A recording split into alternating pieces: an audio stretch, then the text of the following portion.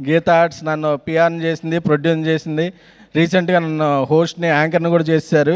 బేసిక్గా అరవింద్ గారికి, విద్యా గారికి ఎవరిని ఎలా వాడాలో తెలుసు.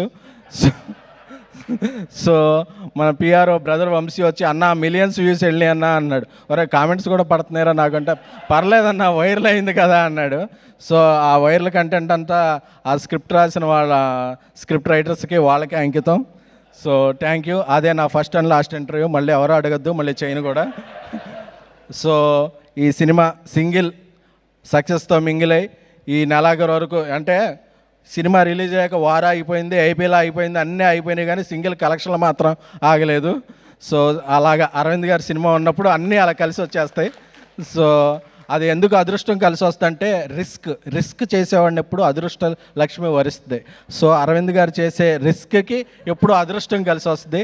సో ఈ సినిమాని ఇంత బాగా ప్రమోట్ చేస్తున్న వంశీశేఖర్లో ఇక అందరికీ కూడా, సో ఈరోజు ఇక్కడ స్టేజ్ మీద ఇక్కడ ఉండడానికి కారణమైన మంజుష్ గారు, మీరు పిలిస్తేనే వచ్చాను కాబట్టి థ్యాంక్ యూ.